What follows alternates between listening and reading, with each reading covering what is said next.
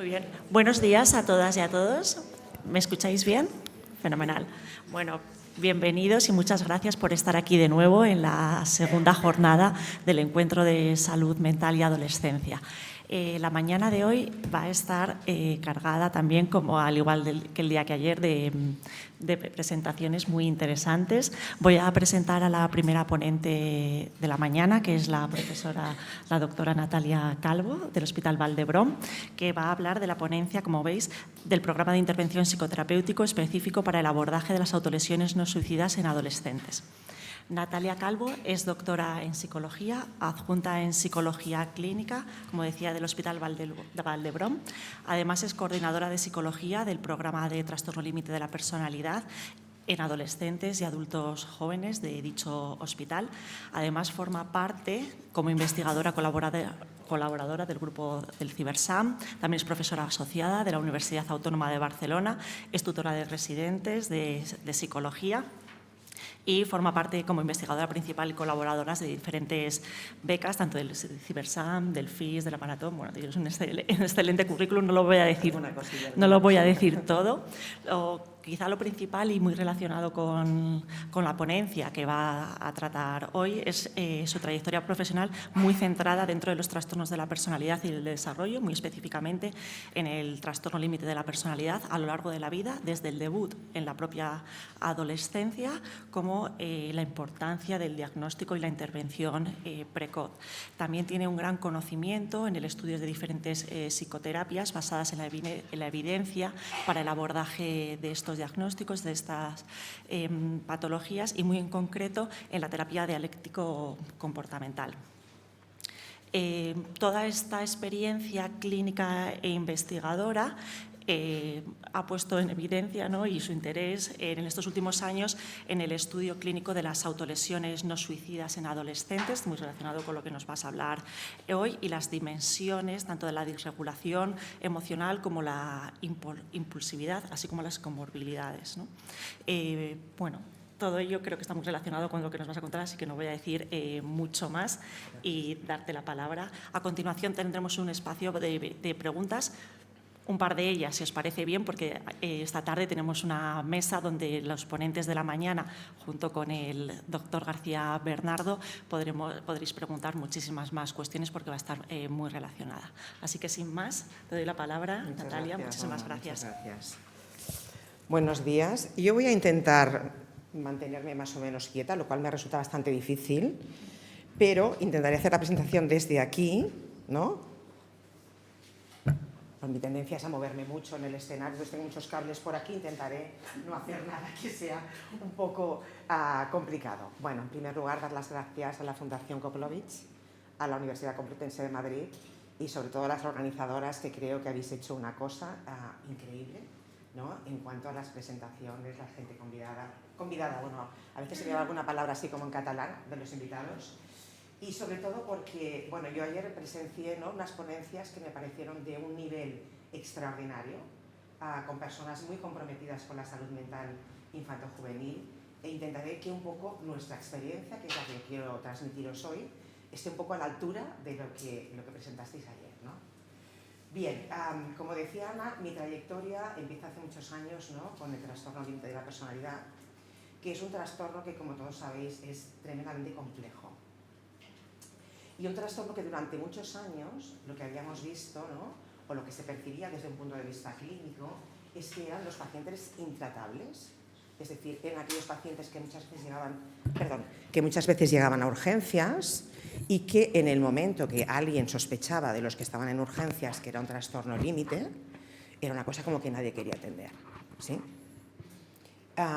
Bueno, esto tenía su sentido porque, de hecho, durante mucho tiempo no disponíamos de pocos instrumentos, primero para hacer un correcto diagnóstico, esto en primer lugar, pero en segundo lugar no disponíamos de terapias que pudieran realmente dar respuesta a aquellos pacientes que lo que te transmitían en realidad era un sufrimiento emocional intenso, pero como la manifestación de ese sufrimiento era muy aparatoso, la mayoría de los clínicos no querían tratarlo.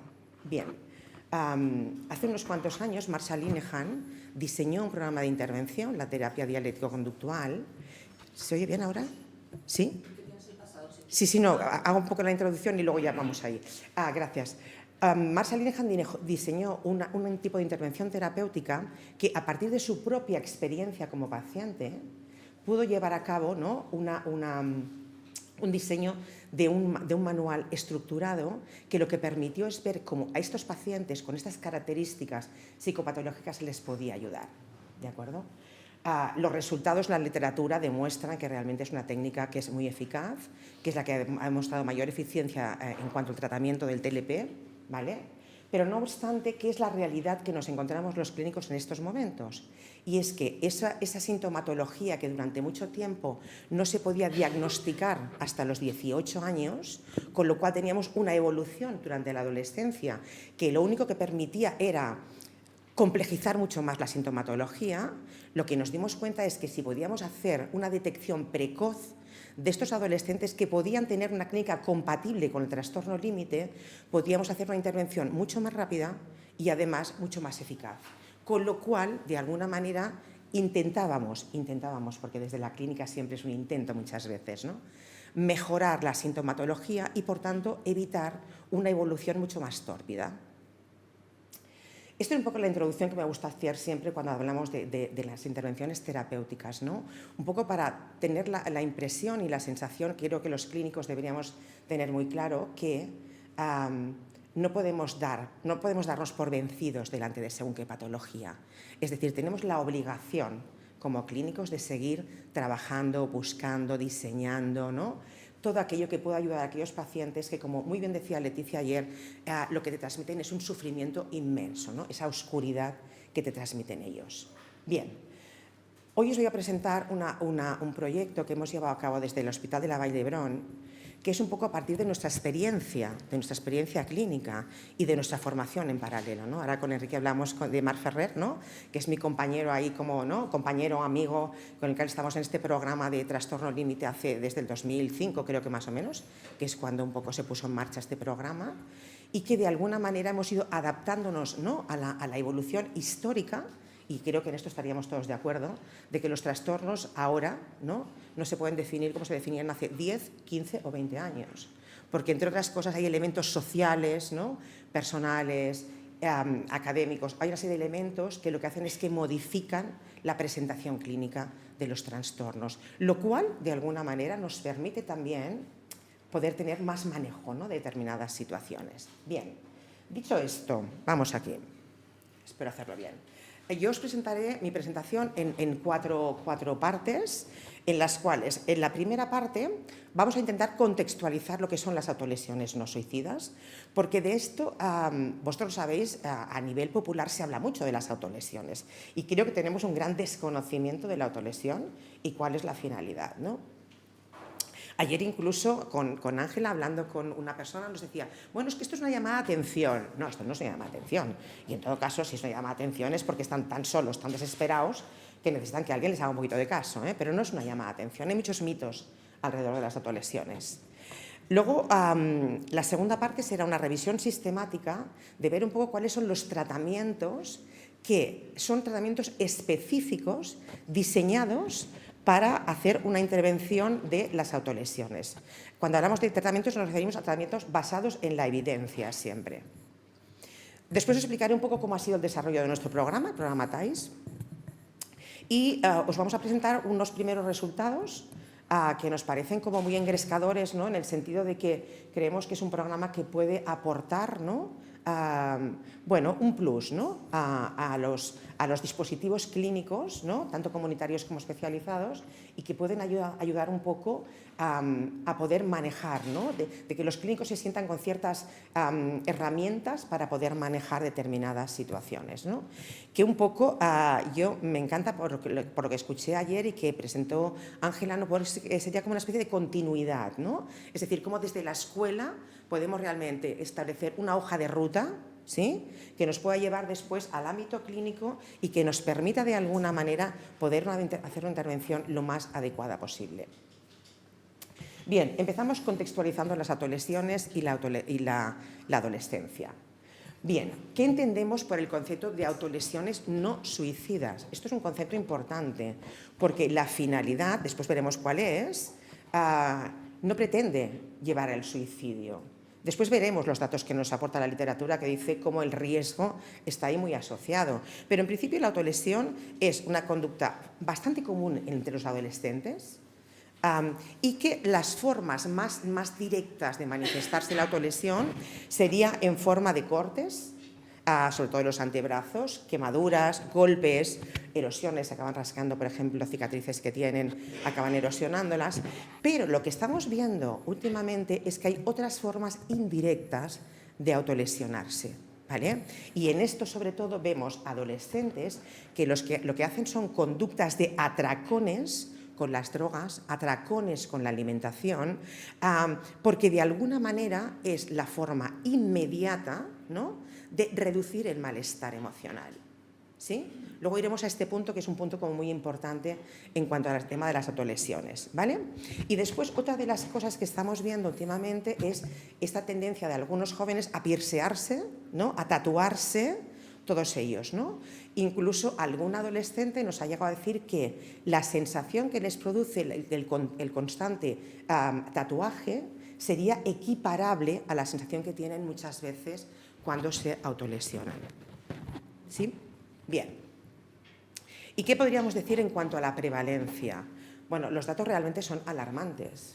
Son alarmantes, porque, fijaros, los estudios sobre población general nos dicen que alrededor de un 17-18% de adolescentes se han autolesionado alguna vez en su vida, a nivel de población mundial. Esto un poco varía, ya sabéis, ¿no?, en función de los estudios, que estos porcentajes pueden variar. Pero cuando hablamos de muestras clínicas, la presencia de las autolesiones se dispara y la frecuencia puede subir alrededor del 50-60% de los adolescentes con determinados problemas psicopatológicos. Los últimos datos que se publicaron en Cataluña van un poco en esta línea. Casi un 27% de adolescentes entre 11 y 18 años se han autolesionado alguna vez en su vida. Importante, esto no quiere decir que todos los adolescentes que intenten autolesionarse tienen una conducta psicopatológica asociada. No, luego lo veremos, ¿sí? Pero fijaros que el debut, el inicio de la conducta autolesiva cada vez es más temprana. Y estamos viendo que alrededor de los 12 años hay un porcentaje muy elevado de adolescentes que empiezan a autolesionarse. Lo cual, lo que nos hace pensar es, ostras, yo cuando tenía 12 años estaba jugando con muñecas probablemente, ¿no? Es decir, ¿en qué punto la sociedad lleva a estos adolescentes a tener este sufrimiento? Y el punto álgido estaría más o menos entre los 13 y los 17, con una tendencia inicial, una tendencia a disminuir a partir de los 18, que encontramos que muchas veces esta conducta autolesiva se sustituye por otras conductas autodestructivas que irían un poco en la misma línea, ¿sí? Bien, ¿y por qué debutan, ¿no?, las autolesiones en los adolescentes? Y es bueno, algo que se comentó ayer, ¿no?, durante la jornada, y es porque, claro, cuando llegamos a la adolescencia entramos en un periodo de mucha vulnerabilidad, de mucha fragilidad, ¿no?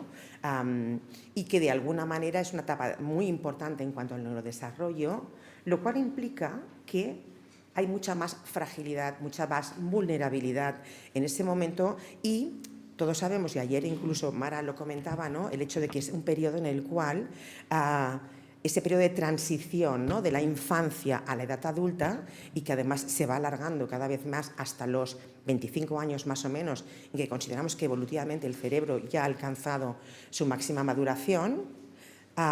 Claro, es un periodo de mucha vulnerabilidad. Por tanto, es un periodo que permite el debut de muchos trastornos psicopatológicos.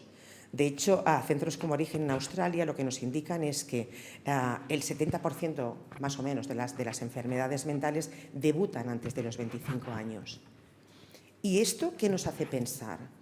Esto lo que nos hace plantearnos a los clínicos y a los investigadores es que quizá por ese motivo, con mucho más motivo, tenemos que pensar que si estos trastornos aparecen en esta etapa crítica de transición entre la infancia y la edad adulta, con mucho más motivo, es necesario poner hincapié, ¿no?, en lo que hablábamos ayer desde el punto de vista de las escuelas, en la prevención, en la promoción de la salud mental y, por tanto, en tener herramientas que nos permitan en aquellos pacientes que realmente aquello se convierta en un cuadro psicopatológico, poder hacer la intervención más adecuada.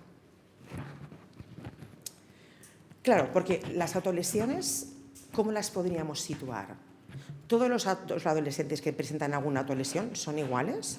¿Tienen la misma carga psicopatológica? A mí me gusta como expresarlo de esta manera porque yo diría que los adolescentes, igual que juegan con el tabaco, con las drogas, con el alcohol, ¿no?, ellos prueban determinadas sustancias, prueban determinadas experiencias. Pero mi antiguo jefe de servicio, el doctor Casas, siempre decía con el tema de las drogas: ¿por qué unos se enganchan y por qué otros no se enganchan a las drogas? ¿Por qué unos consumen y prueban una sustancia y no hacen una adicción y por qué otros sí, ¿no? Y aquí un poco en el tema de las adolescentes podíamos coincidir un poco en este continuum, ¿no? Es decir, hay adolescentes que nunca jamás se han autolesionado. Hay adolescentes que han hecho autolesiones ocasionales, que serían la mayoría. Estaríamos hablando más o menos del 70% de todo el conjunto de adolescentes que han podido autolesionarse. Pero fijaros que en estos adolescentes que se autolesionan de forma ocasional, hay una serie de factores muy importantes a tener en cuenta. Y es la ausencia de psicopatología. Es que además esta autolesión muchas veces está relacionado con factores estresores, es decir, que en un momento determinado se han enfadado, se han discutido con la novia, han suspendido, sus padres les ha pegado una bronca, la ira se dispara y hacen una autolesión. Pero esta mayoría de adolescentes que se autolesionan de forma ocasional tienen una serie de factores de protección, que son un soporte familiar, son unos conectores sociales, tienen unos iguales que un poco les permiten, ¿no?, tirar más del carro, y tienen un adecuado, importante, desarrollo emocional, ¿vale? ¿Qué ocurre en el caso de aquellos adolescentes que presentan esas conductas? Estaríamos como en el final del continuum. Esas conductas mucho más repetitivas, más severas, evidentemente es un porcentaje inferior, ¿vale? Que lo que vemos es que estos adolescentes son los adolescentes de alto riesgo. Y aquí es cuando los clínicos tenemos que poner todas las alarmas en marcha, porque es muy importante detectar y diferenciar cuál es el adolescente de riesgo y cuál no. Entre otros motivos, porque, a diferencia del grupo anterior, los adolescentes con este tipo de conducta, con una psicopatología asociada más importante, tienen mayor psicopatología, sobre todo en relación a la disregulación emocional. Y luego me gustaría comentaros una cosa al respecto, ¿no?, de cómo podríamos entender, ¿no?, y cómo podríamos clasificar realmente las autolesiones. Porque la disregulación emocional es la base principal de las conductas autolesivas. Además, tienen mayor riesgo de comorbilidad psiquiátrica, además tienen mucha mayor ansiedad y sobre todo tienen mayor disfuncionalidad. Y esto es uno de los elementos claves también a tener en cuenta cuando evaluamos un paciente que se autolesiona. ¿Qué tenemos además? Una de las cosas que tiene que preocuparnos enormemente, y es que están muy asociadas, ¿no?, la conducta autolesiva no suicida está altamente asociada a un riesgo de suicidio muy alto. Y después, esto un poco lo que tiene que hacer es poner en marcha, ¿no?, activar todas aquellas intervenciones psicoterapéuticas para intentar manejar, ¿no?, el sufrimiento de estos pacientes. Aquí creo que se nos ha colgado algo, ha quedado aquí como descolgado, no sé qué ha pasado a nivel técnico. Pero bueno, os explico. Recientes estudios que nos dicen que realmente podíamos establecer en esta línea del continuum dos líneas, dos caminos de las autolesiones, ¿sí? Volveríamos un poco a lo mismo, ¿eh? El camino de la psicopatología, insistimos, ¿no?, en esta importancia de tener en cuenta que son muy tempranas las autolesiones, son muy persistentes, están muy asociadas a la disregulación emocional, están asociadas a problemas de hiperactividad, inatención, problemas con los iguales, sobre todo mucho más expuestos a situaciones de acoso, de bullying, ¿vale? y todo una clínica que nos puede hacer pensar en una asociación importante con el tema del riesgo suicidio. En el otro lado estaría todo lo contrario, todos los factores de protección, que no sé por qué no salen en la presentación. Yo entiendo que al hacerlo en Mac, muchas veces luego tenemos estos problemas, ¿no?, más técnicos al respecto, ¿vale? Con lo cual, insistimos, ¿no?, en la importancia de detectar, de discriminar estos adolescentes con conductas de riesgo mucho más preocupantes, mucho más severas, y que, por tanto, es importante como clínicos diferenciar el nivel de gravedad y, sobre todo, los diferentes niveles de intervención. Vale. Este estudio es muy reciente y a mí me gusta mucho presentarlo porque, fijaros, ¿no?, de los adolescentes, ¿no?, con esas conductas más repetitivas y, por tanto, más severas, a diferencia de aquellos que no las tienen, que son más ocasionales. Y fijaros la diferencia, me alejo del micro, intentaré gritar un poco más, ¿no? Porque en cuanto a los síntomas emocionales, fijaros que el grupo azul es el grupo que tiene la mayor psicopatología y el grupo 2 el que tiene menos. Fijaros, en cuanto a los síntomas emocionales, se nos disparan. En cuanto a los problemas de conducta, se nos disparan. En cuanto a la interactividad y la atención, se nos dispara. En cuanto a las relaciones con los iguales, se nos disparan. Y en cambio, se invierte por completo cuando tenemos relaciones sociales adecuadas, ¿vale? Creo que este dato es súper interesante para darnos cuenta de la importancia que tiene en la detección de estos dos subgrupos de adolescentes con la misma característica. Vale, y cuando estamos con estos pacientes que tienen esta conducta, vamos a situarnos ya en ese polo extremo del continuum, en el que tenemos estos adolescentes con estas conductas repetitivas, severas, ¿qué encontramos? Que realmente es un elevado predictor de la conducta suicida, con mayor morbilidad, con mayor mortalidad, y además que tenemos con una mayor y severa disregulación emocional y, por tanto, con muchos más diagnósticos comórbidos. Bien, si intentamos asociar un poco, ¿no?, las autolesiones con la conducta suicida, porque no podemos muchas veces disociarlo, ¿no?, hemos de tenerlo muy en cuenta por ese riesgo que implica, lo que vemos es que los estudios prospectivos nos dicen que, de alguna manera, esto es un estudio muy reciente del año pasado, el 23, que los individuos que presentan conductas autolesivas tienen entre 2 o 3 veces más riesgo de tener una ideación suicida y, por lo tanto, de intentos suicidas que la población general. Pero ¿quiénes completan el suicidio? Fijaros que 37 veces más los individuos con conductas autolesivas tienen más probabilidad de completar una conducta suicida. Bien, por tanto, ¿por qué es importante tener en cuenta el tema de las autolesiones? Sin entrar en el terreno del suicidio, pero teniendo en cuenta esa asociación tan fuerte. Es muy importante tenerlo en cuenta. ¿Por qué? Porque la autolesión debe ser considerada un fuerte predictor de suicidio y, por tanto, es urgente parar este tipo de conductas. Porque lo que hemos visto es que aquellos adolescentes que hemos podido conseguir parar las conductas autolesivas no suicidas, el riesgo que tienen de suicidio es igual o comparable con aquellos adolescentes que jamás han presentado una conducta autolesiva, ¿vale? De ahí la importancia, la necesidad de poder hacer un buen cribaje, un buen diagnóstico y una buena intervención sobre este tipo de conductas. Bien, pero las conductas autolesivas, ¿realmente para qué sirven? ¿De qué les sirve autolesionarse, no? Ellos son capaces de transmitirte de una forma, yo diría que admirable, qué les lleva a la conducta suicida, ¿no? Y vemos que una de las finalidades más claras, ¿no?, es, ellos notan un malestar emocional tan negativo, tan desbordante, tan insoportable, que lo único que quieren es evitar, regular, escapar de esa emoción negativa, ¿vale? Y quieren escapar de una forma inmediata. Estamos delante de adolescentes, es decir, el tema de la espera, sabéis todos perfectamente que no es uno de los fuertes, ¿no?, de ellos. Entonces, lo que quieren es salir de ese malestar. Porque muchas veces el malestar viene desencadenado por situaciones aparentemente no importantes, pero que en el fondo, ¿no?, les conectan con muchas historias previas, ¿no? Y en esto Carmina después hablará del tema trauma y creo que es uno de los factores, ¿no?, más importantes que les conecta mucho con su malestar, ¿no?, el trauma.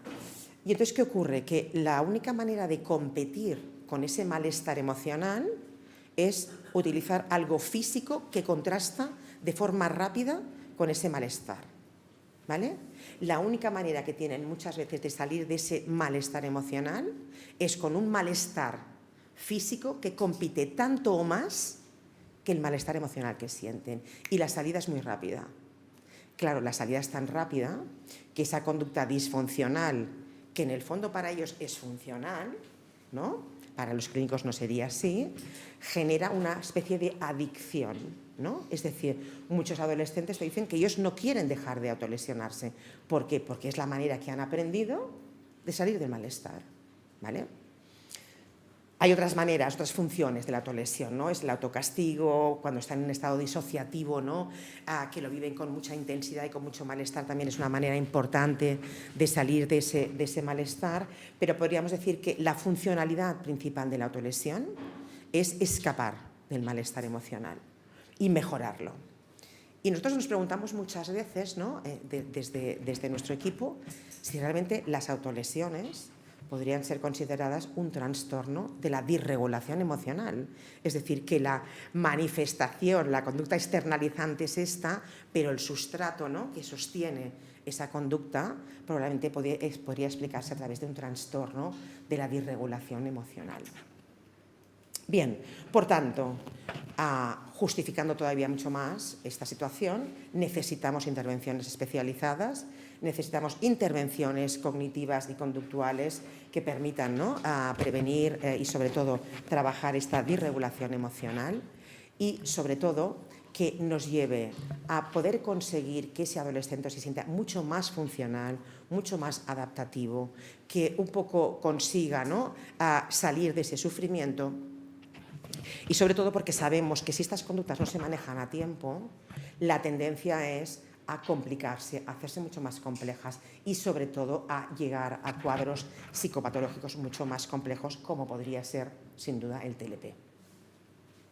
Bien, los adolescentes piden ayuda, muchas veces no saben cómo, de qué manera, muchas veces le aparecen por urgencias, muchas veces en el colegio manifiestan ciertas cosas, muchas veces piden ayuda por las redes sociales, grave error, pero ahí está, ¿no? Pero lo que sí que es cierto es que ellos buscan ayuda y además una de las experiencias que tenemos nosotros es que cuando tú al adolescente le hablas de las autolesiones es como que se desinflan, ¿no?, en la consulta, es decir, ellos llegan como con una especie de mito de que no pueden hablar de ciertas cosas y cuando tú desde un punto de vista clínico delicado acompañando hablas de las autolesiones, cómo lo llevan, qué tal y tal cual, se sienten como mucho más liberados y encuentran un espacio terapéutico en el cual poder hablar de algo que les preocupa, que les avergüenza en muchas ocasiones, porque no olvidemos, el adolescente que se autolesiona no exhibe de forma pública las autolesiones. Es muy raro encontrar un adolescente que haga esto.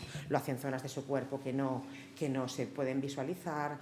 Cuando llega el verano lo viven fatal, porque tienen que exponerse, entonces intentan no ir a sitios donde sean las piscinas, las playas, tal. El otro día veía a una niña, 15 años, que tenía la graduación, ¿no?, de primero de cuarto de la ESO y su máxima preocupación era, claro, es que me quiero poner un vestido de tirantes como mis amigas, pero claro, es que se me van a ver las autolesiones, las marcas que tengo, ¿no? Con lo cual hay un sufrimiento importante, muy importante.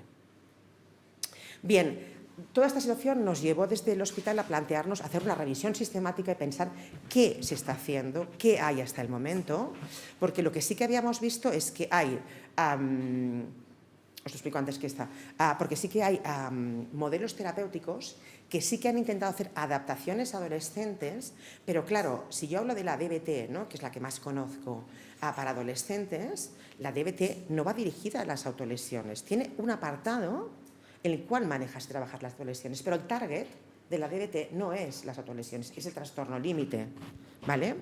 Con lo cual pensamos, ostras, tiene que haber alguna cosa, porque la literatura nos dice que tienen que haber intervenciones específicas con unas características determinadas. Bueno, entonces empezamos a ver cuándo debemos intervenir, ¿no? Y el cuándo está muy claro. Es decir, los clínicos, cuando llega un adolescente con una autolesión, no podemos minimizar aquella conducta, no podemos relativizarla, ¿vale? Tampoco tenemos que hacer un drama, ¿eh? Pero sí que tenemos que estar muy atentos a una serie de evaluaciones clínicas, ¿no?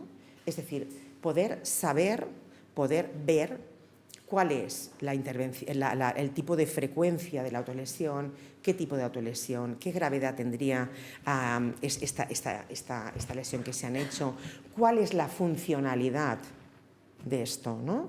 En esto los adolescentes te lo saben explicar tan bien, ¿no? Encuentras el adolescente que te dice, no, mira, porque me peleé con mi novia y mira, me dio un golpe contra la pared, ¿vale? Y encuentras al adolescente que te dice, es que no podía soportar más este malestar y la única manera que tengo es de salir de ahí lo más rápido posible. Ahí tendríamos un elemento para hacer un buen diagnóstico. Valorar, importante, el riesgo suicida, esas autolesiones que muchas veces ya no son tan superficiales porque no les queda prácticamente espacio en la piel para producirse la autolesión. Porque tenemos que tener en cuenta cuáles son los factores del entorno que nos permiten ver cómo hay factores de protección o factores de riesgo, ¿vale? Que nos pueden llevar más a este tipo de conductas, que pueden ser desde las familias, los traumas, las escuelas con los iguales, ¿no? Vuelvo a insistir con el tema, yo creo que es muy importante el tema del acoso en las escuelas, ¿no? Cómo lo viven. Y ayer en la mesa, sobre todo, el tema de las redes sociales, que son de una crueldad extrema. Y después un poco utilizar algún otro informe que nos permite un poco cómo complementar la información, ¿vale? Y lo que tenemos que tener muy claro es que cuando se trata de conductas repetitivas, ¿vale? Tenemos que intentar activar algún protocolo de intervención clínica para el manejo de las autolesiones. No obstante, en aquellas conductas no repetitivas, en aquel tanto por ciento de autolesiones ocasionales, también es recomendable hacer un seguimiento de estos pacientes. Es decir, no decirle, bueno, oye, no pasa nada, esto nos ha pasado a cualquiera, no, sino hacer alguna visita de control para hacer un seguimiento y acompañar en aquel adolescente que ha tenido una conducta un poco más disruptiva en este sentido. Por tanto, para identificar las autolesiones, ¿sí? Hemos de tener muy claro que se trata de una conducta que su manifestación es muy heterogénea, que hay mucha variabilidad entre pacientes, no tenemos dos pacientes que sean exactamente iguales y que además en esas diferentes expresiones clínicas hemos de tener en cuenta la frecuencia, recordar, de las autolesiones, la versatilidad en cuanto a tipos de autolesiones y métodos, en cuanto a la severidad y gravedad, su funcionalidad, recordar este punto clave de la disregulación emocional, cómo compite, ¿no? La intensidad física del dolor para desactivar de alguna manera el dolor emocional, los factores de riesgo asociados y la comorbilidad psiquiátrica. Bien, ¿y cómo abordarlo? Bueno, pues aquí hay un acuerdo, ¿no?, a nivel internacional, un acuerdo común de que el abordaje de las autolesiones debería ser a través de la psicoterapia, ¿vale? Y a poder ser abordaje ambulatorio. Esto coincidía mucho con lo que explicaba Ángel ayer, ¿no? Es decir, cómo mantener al adolescente en su contexto, ¿vale?, de la manera más sencilla posible. Es cierto que en algunas ocasiones esto es imposible y que tenemos que recurrir a dispositivos mucho más intensivos, ¿no?, como hospitales de día, pero si podemos hacer un manejo ambulatorio, mucho mejor, ¿vale? Un poco para facilitar el adolescente que no quiere venir a consulta, ¿no? Y porque además venir a consulta significa que tú has de salir de la escuela y todos saben que tú sales de la escuela por unos motivos determinados, ¿vale? Con lo cual el estigma ahí, ¿no?, lo abonamos un poco más. Y por otro lado, porque esto nos permite tenerlo integrado, ¿no?, en la escuela, con los amigos, en las actividades que él pueda hacer y demás. Bien, por tanto, ¿cuáles son los objetivos básicos, ¿no?, a modo un poco de ir como cerrando esta segunda parte del abordaje terapéutico en las autolesiones? Sería importante la detección precoz y el cribaje adecuado. Lo que os estaba explicando antes sobre el tema de cuando llega, ¿no?, evaluar muy bien cuáles son las características de esa autolesión, factores de protección, factores de riesgo, comorbilidades, funcionalidad, ¿vale? Para poder llegar a un diagnóstico fiable y preciso. Y para ello necesitamos disponer, y esto es un trabajo que creo que los clínicos, sobre todo los psicólogos, tenemos que hacer un esfuerzo importante en trabajar instrumentos que sean validados. Nosotros desde Vall d'Hebron intentamos, ¿no?, aparte de todo este tema de las intervenciones, disponer de instrumentos lo más adecuados a nuestra población, pero que tienen que ser validados. Esto requiere un esfuerzo, ¿no? Los que habéis hecho alguna vez esto es como un esfuerzo titánico, pero vale mucho la pena para poder garantizar un contacto rápido con los dispositivos de salud mental más adecuados y más propios para este tipo de conductas. ¿Y por qué? Porque, vuelvo a insistir, ¿no?, porque la detección precoz, la intervención precoz a los primeros signos y síntomas, lo que nos va a permitir es disminuir de una forma mucho más rápida estas conductas problema de riesgo, porque además nos va a poder mejorar la adaptabilidad del adolescente, del sujeto, en cualquiera de sus entornos, reducir la tendencia a la cronificación y evitar más consecuencias a largo plazo.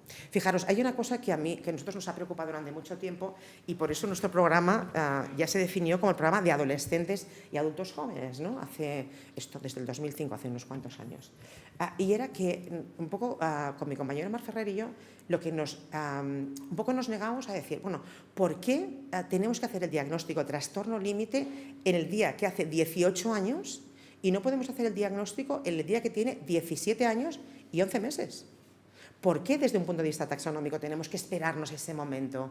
Porque esto lo que hace muchas veces es que desde diferentes dispositivos no se hace un abordaje, no se pone una etiqueta diagnóstica. Y como no hay etiqueta diagnóstica, aquel paciente va un poco dando tumbos por diferentes dispositivos sin poder aplicar una intervención.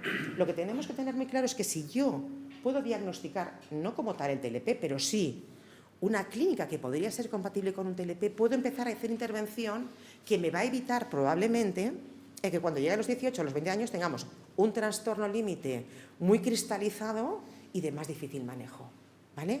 Con lo cual, ahí está la importancia, ¿no?, de poder reducir y, sobre todo, evitar esas consecuencias a largo plazo. ¿Y cómo deberían ser estos programas dirigidos a este target de pacientes, ¿no? Adolescentes con autolesiones que no quieren ir a consulta, que han encontrado una manera disfuncional pero que les funciona, ¿no?, para manejar las autolesiones, pues a través de programas específicos, efectivos, en régimen ambulatorio, diseñados como programas dimensionales. ¿Qué vamos a trabajar? Vamos a trabajar la disregulación emocional. ¿Qué vamos a trabajar? La impulsividad, la identificación de las emociones, mucho más concretas, mucho más dimensionales. Y además, que se basen en habilidades. Es decir, ahora os explicaré el programa, ¿no?, pero una de las cosas que tenemos que hacer es motivar al paciente, ¿no? ¿Qué significado tiene venir a terapia? Porque si no, si vienen porque vienen sus padres, bueno, lo sabéis todos, es que la motivación, la colaboración va a ser cero.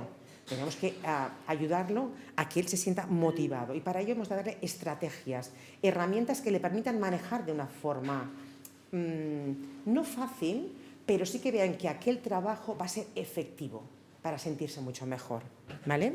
Y sobre todo basado en la evidencia, siempre, técnicas basadas en evidencia y adaptados a nuestro entorno clínico.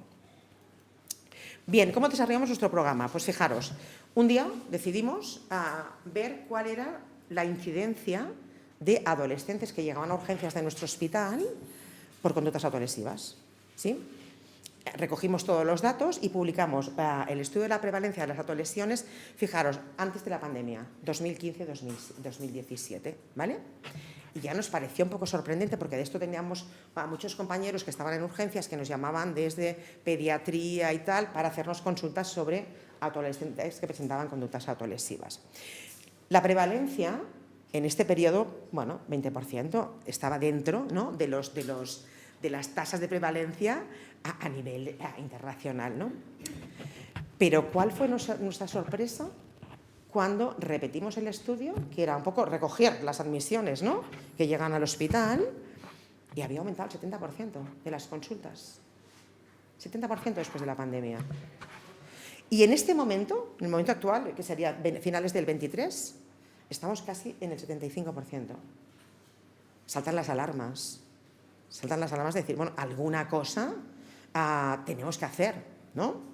Y, como dicen nuestros jefes de servicio, las cosas surgen a partir de la necesidad, ¿no?, de la demanda que tú tienes. Llevamos a cabo una revisión sistemática que publicamos hace muy poquito, que lo que nos permitió ver es, bueno, realmente, ¿cuántos programas específicos para autolesiones existen, ¿no?, a nivel mundial? Nos salieron estos.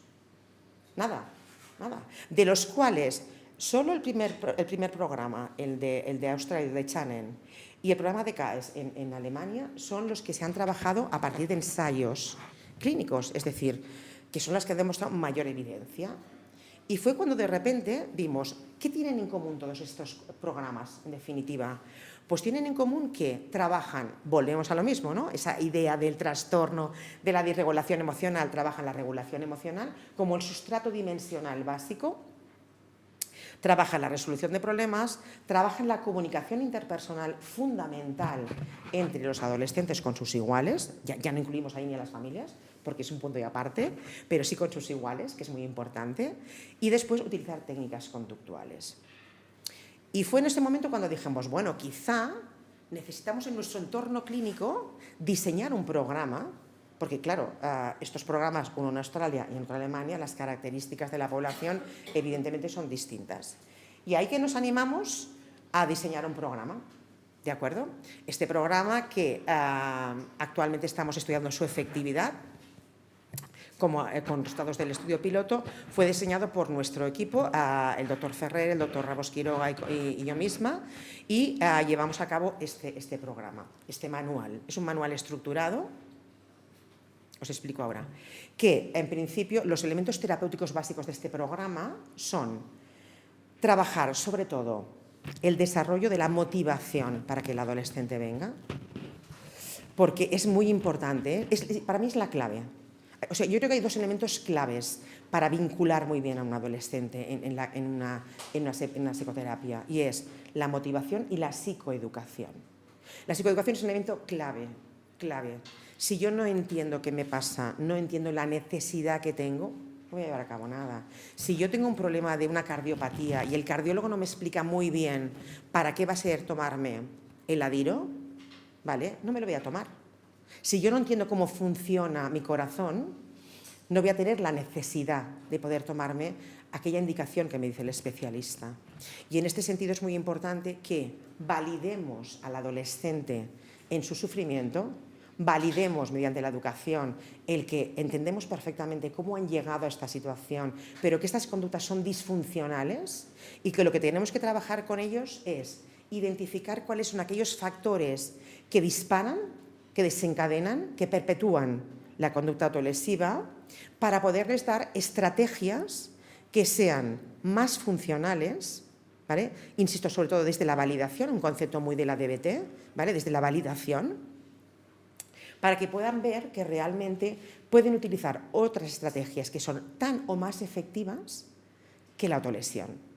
Y lo que hacemos es diseñamos un plan de crisis individualizado, es decir, cada uno tiene un plan de crisis en su móvil que diseñamos y que además puede variar un poco en función del estado que ellos tienen, y utilizamos el tratamiento farmacológico si se precisa. ¿Y cuáles son los signos de alarma que hacen que activemos el protocolo, el programa? Pues fijaros, no entendemos solamente que han de ser las conductas autolesivas como tal, ¿no?, el corte, tal, sino que todas aquellas conductas impulsivas de riesgo, por ejemplo, ¿no?, aquellos adolescentes con 13, 14 años que llegan con comas etílicos, que han abusado del alcohol, que han tenido conductas sexuales de riesgo, toda aquella mixtura de las conductas internalizantes, ¿no?, todos aquellos adolescentes que están angustiando y que muchas veces ponemos la etiqueta de trastorno de ansiedad. Bueno, vamos a ir un poco más abajo, ¿no? ¿Qué hay ahí debajo, ¿no? Conductas externalizantes, sobre todo estos problemas más de conducta, de conductas mucho más heteroagresivas, ¿vale? Y conductas más de tipo las peleas, conductas con sus compañeros, ¿vale? Os explico un poco cuál es nuestro protocolo, que a ver, os tengo que decir que nos sentimos afortunados, ¿no?, de disponer de un dispositivo que nos permite llevar a cabo esto. ¿vale? Sabemos, ¿no?, que otros dispositivos no pueden hacerlo, pero siempre estamos como muy abiertos a que cualquier dispositivo de la zona CESMIC, CESMA, se consideren que sus pacientes pueden ser candidatos a un programa de estos, pueden ser incluidos sin ningún tipo de problema. Al ser un programa suprasectorial nos permite tener este juego, ¿no?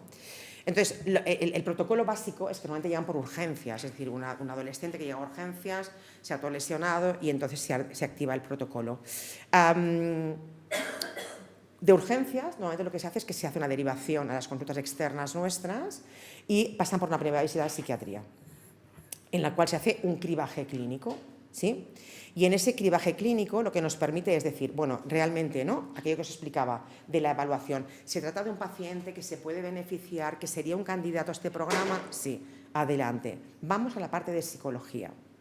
En la parte de psicología nosotros tenemos la suerte de poder dedicar 4 visitas de psicología a hacer exploración psicopatológica. Nos sentimos afortunados, porque esto no es una realidad, ¿no?, desafortunadamente, ¿vale? Y una vez hacemos esta exploración psicológica, nos reunimos psiquiatría y psicología y lo que hacemos es valorar, ¿no?, qué ventajas, qué beneficios, si se puede beneficiar de alguna manera del programa. Y si es así, pasa a ser incluido en este programa, que es uno de los programas que tenemos en nuestra unidad. Bien, ¿qué os podría decir? Fijaros, el protocolo de diagnóstico, imaginaros, son 4 visitas, hacemos entrevista clínica, STID2, DPR, es decir, el protocolo es inmenso, ¿vale?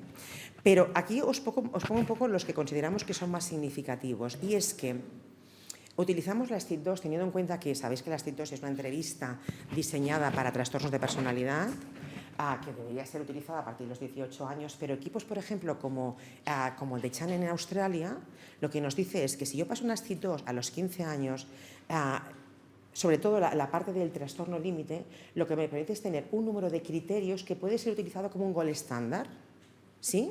Entonces, adolescentes no van a cumplir 5 criterios, podemos encontrar alguno, de los 9 que nos piden para un diagnóstico de TLP, pero con 3 criterios más o menos en la STID2, puede ser un indicador de gravedad para el trastorno límite, para un futuro trastorno límite, con lo cual sería como un criterio para poder ser incluido en el programa.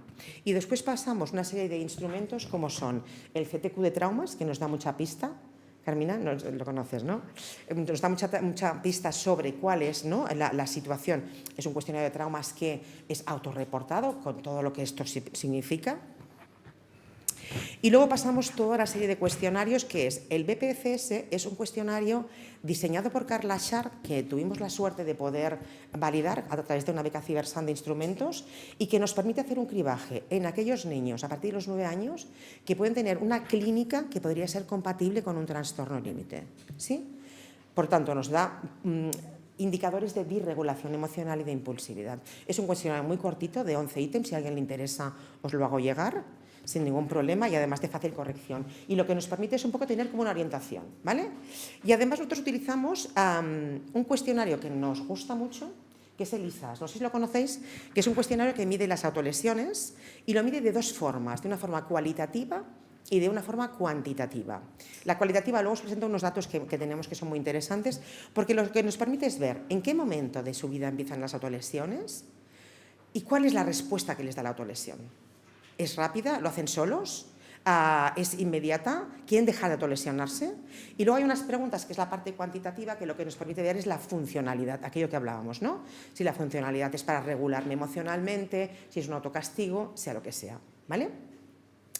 En este momento tenemos una muestra de 34 adolescentes que han hecho el programa. Estamos en los inicios del programa, pero creemos que es como muy interesante. Se hace desde consultas externas, en régimen ambulatorio.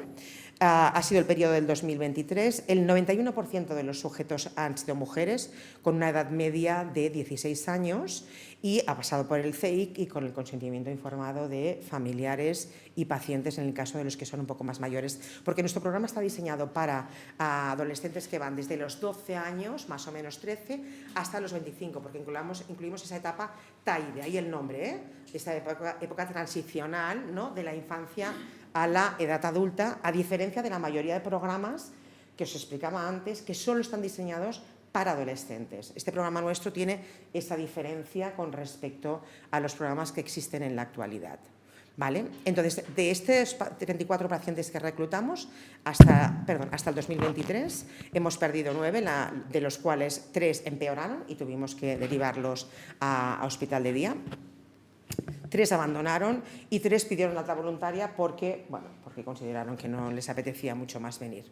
¿Vale? De los cuales os vamos a presentar ahora los resultados de estos 25 pacientes que han completado el programa pre-post. Ahora estamos en la fase seguimiento de los 3 meses, que todavía no tenemos datos al respecto, pero un poco para ver cómo se han consolidado esos cambios que hemos obtenido. Bien, ¿qué podemos decir de esta muestra inicial que empezó? Vale, podríamos decir que casi el 68% de estos pacientes presentaban alguna tentativa de suicidio, siendo el número medio de 1,46, que algunos habían tenido algún ingreso psiquiátrico y que la severidad, fijaros, la severidad en las CITOS, recordar que hemos dicho que era algo el estándar, era de 4,4 criterios, perdonad. Por tanto, era un nivel de severidad considerable, ¿vale? ¿Y qué nos decía el ISAS? Recordar ese cuestionario autoinformado que nos permite conocer un poco más las autolesiones. Nos decía que la mayoría lo utilizaban la autolesión para regularse emocionalmente y algunos como castigo. Pero fijaros un dato cualitativo que me parece muy interesante. La mayoría querían dejarse de autolesionarse. La mayoría lo hacían en solitario. Les producía dolor físico casi al 50%, es decir, fijaros cómo la intensidad del malestar es tan intenso que incluso el dolor físico a veces no les compensa. Y la principal forma de autolesionarse eran los cortes, pero una de las cosas que estamos viendo y estamos como analizando los datos es que no hay un tipo único de autolesión, muchas veces combinan diferentes tipos de autolesiones, lo cual nos apunta más en la línea, ¿no?, de la severidad o de la gravedad. Bueno, os explico así como a grandes rasgos el programa. El programa es un programa manualizado, si alguien lo quiere ver está aquí, por si queréis echarle un vistazo para comentar, y está estructurado en 12 sesiones, ¿sí? Las 12 sesiones implican la evaluación pre y una vez acabamos la evaluación post, ¿sí? En esta intervención lo que hacemos es intentar, a partir de estos elementos que os he descrito, trabajar en primer lugar la motivación y la adherencia. Este módulo es básico. Si esto no lo paso, no voy a seguir adelante. Es decir, va a abandonar, no se va a implicar, no va a tener el suficiente interés, ¿sí? Porque es muy importante la psicoeducación en cuanto a la comprensión de cuál es esa disfunción que ellos tienen en el momento de autorregularse. Recordar siempre desde el concepto de la validación. Es básico trabajar con ellos la validación y sobre todo que nuestra intervención tiene una finalidad, va a servir para algo, ¿vale? Con el cual de trabajar la motivación. Una vez trabajamos estas 2 sesiones, pasamos a las sesiones entre la 3 y la 5, que lo que trabajamos es la identificación de la vulnerabilidad. Ellos te dicen, no, me puse mal, pero no sé por qué. Estaba enfadado y no sé por qué, ¿no? Entonces, aquí trabajamos sobre todo identificar los desencadenantes, identificar cuáles son esos elementos internos muchas veces, no solo externos, sino también los internos, que activan y conectan con muchas cosas, ¿sí? Para poder saber muy bien en qué estado emocional estoy, porque si no identifico el desencadenante y el estado emocional en el que estoy, va a ser muy difícil poder activar y poner en marcha cualquier tipo de estrategia. Trabajamos el aprendizaje de conductas alternativas. Hay una cosa que nos estamos planteando en las conductas alternativas. Nosotros realizamos alguna sesión de mindfulness. Ayer se hablaba sobre esto, ¿no?, sobre el tema de la relajación. Nosotros encontramos pacientes que no les funciona de ninguna de las maneras, y creo que tendríamos que plantearnos también el hecho de quizás sustituir en determinado perfil de adolescentes el ejercicio físico como una estrategia de mucho mejor manejo del estado emocional. Y cada vez hay más estudios en relación a esto. Y después, una vez tenemos esto, trabajamos el plan de crisis, ¿sí?, y la generalización y el mantenimiento de los resultados. Todo esto lo hacemos en formato individual, hay una hoja de registro, monitorizamos todo esto, ellos monitorizan para tener una participación mucho más activa. y sobre todo intentamos hacer un pequeño módulo de psicoeducación para padres.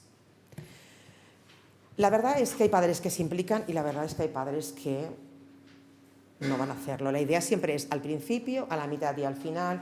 Algunos tenemos suerte que vienen al principio, en muchos casos tenemos mucha suerte si vienen en la segunda, pero la tercera muchas veces ni aparecen. Si es que aparecen. Lo cual sería muy interesante porque conocer, ¿no? Los padres conocer esta información es muy importante y además darle herramientas de cómo actuar en determinadas situaciones en lugar de escandalizarse o invalidarlo, ¿no? Darle estrategias que le permita, pues eso, ¿no? Fomentar realmente el cuidado del adolescente. Os presento así como datos importantes. Esta me la voy a saltar muy rápida porque hicimos una comparativa entre los que completan y no completan el programa y no hay diferencias significativas, pero sí que lo que vemos es las diferencias pre-post en cuanto al tratamiento. ¿Qué vemos? Que se disminuye el riesgo suicida. Ahora tengo aquí a Ana y ya me empiezo a tensar porque creo que tengo poco tiempo. Se reduce el número de autolesiones de forma considerable y todo lo que hace referencia a esos aspectos de disregulación emocional, podréis comprobar que la línea azul es la línea pre y la rosa, lo estoy viendo bien, en la post, y vemos cómo realmente se empiezan a regular mucho mejor emocionalmente. Bien, a forma de conclusión, ¿qué podemos decir? Que el TAIS nos permite reducir de forma estadísticamente significativa frecuencia y presencia de autolesiones, el riesgo suicida y la clínica de disregulación emocional. No obstante, hemos de ser muy prudentes y tenemos que llevar a cabo más investigaciones con muestras más amplias en diferentes settings que nos permitan replicar y generalizar estos resultados. En este momento, ¿qué consideramos? Que nuestros resultados de alguna manera preliminares apoyan el programa como una opción beneficiosa como una primera intervención en las conductas autolesivas y que podría ser aplicable no solo a los centros especializados como somos nosotros, sino a centros más de la comunitaria. Y entenderlo como dentro de lo que hablamos, ¿no?, en los últimos tiempos sobre ese modelo de intervención clínica que se basa en un modelo basado en el cuidado escalonado, es decir, que delante de determinados problemas tenemos, ¿no?, determinadas intervenciones que tienen un papel muy importante a llevar a cabo. Sobre todo porque entendemos que el programa TAIS puede ser como la puerta de entrada para intentar reducir esas barreras, ¿no?, reducir ese estigma que tienen, intentar dar una atención psicoterapéutica temprana y adecuada según el nivel de psicopatología, ¿vale? Y porque se trata de una intervención económica para muchos dispositivos. ¿En qué punto estamos? Ya acabó, Ana, ya acabó. Hemos hecho esta primera fase del estudio, estamos pendientes de publicar los primeros resultados como estudio piloto y en este momento, bueno, ya lo sabéis, os vamos como animando todos, ¿no? Y entonces estamos llevando a cabo el estudio de seguimiento a los 3 meses para ver si los resultados se han consolidado y se mantienen en el tiempo. La idea es mantenerlo durante un año, los seguimientos después. Estamos intentando pensar en otros formatos, formato grupal, por ejemplo. Yo soy un poco reticente al formato grupal, ya os explicaré en otro momento el porqué. Y después, como inauguramos la sala de hospitalización en el Hospital de la Vall d'Hebron hace justo un año, lo que estamos intentando hacer es una línea, no una hoja de ruta de aquellos pacientes que ingresan en sala por conductas autolesivas, llevarlos después al contexto de las consultas externas para poder continuar haciendo este trabajo. Y después estamos planteando con diferentes centros, uno en Valencia, ayer me llamaron también de otro centro a ver si podíamos hacer cosas colaborativas y ver un poco cómo replicamos, ¿no?, la intervención y si podemos tener resultados un poco que nos ayuden a todos en el uso de estrategias de este tipo. Bien, dicho esto, os presento nuestro servicio de psiquiatría de salud mental de la Vall d'Hebron y nuestros residentes de psicología clínica, que bueno, yo creo que son entusiastas, trabajadores y personas muy implicadas en el trabajo que hacemos de formación. Y por último, me gustaría acabar con una frase, no sé si conocéis a Jaume Funes, que es un psicólogo que ha trabajado mucho con adolescentes, ¿no? Además, trabajar con adolescentes en la calle, de trinchera, que digo yo, y ha escrito muchos libros, y a mí me encanta esta frase, y yo siempre le digo, os la robo en todas las presentaciones, un poco para acabar diciendo que no es dolor, sino calma lo que busco, y solo el dolor me calma. Muchas gracias.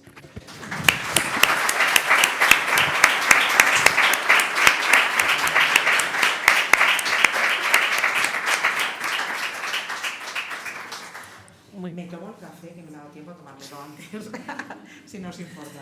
Muchísimas gracias, Natalia, por la excelente presentación y la claridad como la has presentado. Yo creo que ha sido muy interesante y seguro que ha suscitado muchas dudas, preguntas, cuestiones. Por aquí ya veo varias personas con la mano levantada, así que...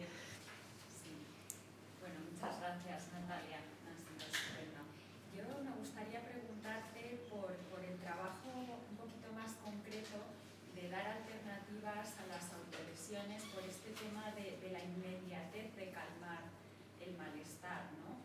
Se ha hablado de técnicas de resolución de problemas, por supuesto que hay que trabajarlo, pero no es algo inmediato, lleva tiempo. Entonces, un poco en este sentido. Mira, intentamos utilizar... No sé si ahora sí, perfecto. Intentamos utilizar como diferentes estrategias. Bueno, luego si queréis echarle un vistazo al manual, lo veréis ahí muy claramente, porque además es como muy gráfico todo ello, ¿no? Entonces, intentamos, por ejemplo, ¿no? De entrada, trabajar análisis en cadena, es decir, tengo que ver qué es lo que me desencadena cualquier cosa, cuál es la situación, cuál es mi estado de vulnerabilidad en un momento determinado que hace que yo esté más sensible. He dormido mal, he tomado drogas, no he comido durante 3 días, todo esto es uno de los elementos importantes. Entonces, a partir de ahí es cómo yo identifico la emoción. Estoy enfadado porque me han suspendido, porque mis padres me han pegado la bronca, porque tal. Vale, muy bien. ¿Cuál ha sido la conducta? Entonces, a partir de ahí, intentamos como romper ese círculo, ¿no? Yo digo que el círculo de la autolesión es un círculo adictivo, ¿no? Aprendo muy rápido. Y entonces hago unas conexiones que serían equiparables al circuito de las drogas, ¿vale? Entonces, yo ahí tengo que hacer una incisión y tengo que intentar meter alguna conducta, como puede ser la actividad física, como puede ser llamar a un amigo, como puede ser... les damos un listado de actividades que pueden hacer y entonces en función de cómo ellos hacen y deshacen y después las técnicas de rescate, es decir, cuando yo me quiero autolesionar, ¿qué hago? No cojo el cubito, no, el cubito no, coge una bolsa de hielo, sal de ahí de la forma más rápida posible, póntelo en la cara, responde rápido, ¿no? Entonces tenemos como todas estrategias que, claro, ¿cuándo ocurren las autolesiones? Muchas veces ocurren por la noche, cuando están en la cama solos, cuando se sienten más solos que la una y cuando de alguna manera... no pueden conectar con nadie, se conectan a las redes. Entonces, en ese momento es hielo, agua fría, sube y baja escaleras, todo esto, ¿vale? Esto permite que tú desactives, pero no permite que cambies. No permite que cambies. Entonces, la repetición de conductas, la repetición del análisis en cadena, la repetición del balanceo, de los pros y contras, ¿no? Todo esto te ayuda a que tú puedas frenar la conducta. Y si la conducta pasa, no puedes invalidarlo, tienes que validarlo y decirle, es que llevas tanto tiempo haciéndolo, pero vamos a insistir, yo te voy a entrenar. Yo siempre les digo, mira, yo te voy a entrenar para hacer una maratón, 42 kilómetros, ¿vale? Pero no podemos pretender que el primer día hagamos 20. Entonces, el primer día vamos a hacer 1 y con agujetas. El segundo día vas a hacer 2 con agujetas y vas a querer abandonar, ¿vale? Y así vamos a ir entrenándonos hasta que tú automatices, ¿no? Y uno de los ejemplos que yo les pongo es, ¿tú sabes nadar? Y me dicen, sí, claro. ¿Y cómo lo haces para nadar? ¿Qué técnica utilizas para nadar? Pues nado. No. Cuando te enseñaron a nadar, ¿cómo lo hacías? Pone el brazo a la derecha, gira la cabeza, tal y cual. Ahora cuando nadas, ¿lo piensas? No. Este es el objetivo. Yo te voy a entrenar hasta que tú automatices otro tipo de conductas que te permita funcionar de una manera distinta. Muchas gracias, Natalia. El doctor García Bernardo. Felicitaciones. Gracias. He vuelto un poquito atrás en el tiempo al mundo del TLP. Esto es TLP por todos lados, suena por todos lados, pero con un emergente, quizá, que sí que es novedoso. Estamos hablando de un nivel de incidencia absolutamente escandaloso. Estamos hablando de más del 75% en visitas de urgencia. Y estamos hablando de algo que tiene una dimensión particular porque el 91%, y en eso también es coherente con todas las series, son niñas. ¿Qué está pasando? Sería la reflexión. Porque todo lo demás, yo creo que habéis hecho un esfuerzo de adaptación, la DBT está por todos lados, el tema de la equiparación con la conducta adictiva, tendremos yo creo que por la tarde ocasión de hablar de cómo hay diferentes adicciones en curso en este momento en esta población, las redes sociales, el tema de las autolesiones, montones de situaciones que de alguna manera van a converger en lo que es el resultado final. Y el resultado final, lamentablemente, parece que tiene que ver con la estructura de la personalidad y la configuración de una estructura mucho más amplia que lo que es el síntoma en sí mismo, ¿no? Pero una pequeña reflexión en este momento, ¿qué está pasando? Celso el otro día en la academia Celso Arango hablaba del contagio social. Yo estoy ahí también. Me parece que hay un fenómeno de contagio social que desborda absolutamente todas las dimensiones y bueno, desde lo que es el pie de obra de la clínica, ¿cuál es tu impresión? Mira, no podría estar más de acuerdo contigo. Cuando intentamos hablar de la identidad, ¿no? ¿Dónde estamos, no? ¿Dónde estamos en la identidad, sobre todo de las niñas, ¿no? ¿Cuáles son los modelos que ellas tienen? Y los modelos son modelos totalmente erróneos, falsos, que ven constantemente por Instagram, TikTok, no sé qué, no sé cuántas redes más. Cuando nosotros llegamos a la red ya hay 30 más diferentes, ¿no? Y esto está condicionando enormemente, enormemente. Entonces, tú puedes ver, ¿no? Yo tengo en consulta niñas que piensas, es que, vamos, pero no saben dónde van, no saben qué quieren. Es que tengo la cadera tal, es que no me gusto, es que aquel chico se mete conmigo. Bueno, el tema del acoso en las redes sociales es horroroso. Entonces, ahí tenemos un caldo de cultivo que no podemos controlar. Que no podemos controlar de ninguna manera. Que por mucho yo creo que intentemos poner cortafuegos en determinadas situaciones, hay algo que no nos llega a los clínicos, que solo les llega a ellos. Y hay una red paralela, yo creo, ¿no? que realmente es escandalosa. Y en ese sentido las niñas tienen esa más fragilidad, más vulnerabilidad para intentar imitar determinados modelos. Y los chavales, bueno, yo creo que estamos en otra línea distinta, parecida, pero distinta, ¿vale? Porque ellos lo manifiestan de una manera mucho más externalizante, cosa que las niñas internalizan ese malestar y se autodestruyen por completo. Y yo siempre digo, la autolesión es la puerta de entrada a mucha psicopatología. En TLP, pero también te diría a otras psicopatologías también, en este momento. Y psicopatologías que muchas veces se entrelazan. Muy bien. Muchísimas gracias, Natalia. Tendremos más tiempo esta tarde para hacer más preguntas, que seguro que ha suscitado muchas cuestiones. Vamos a dar paso a la siguiente. Muchísimas gracias.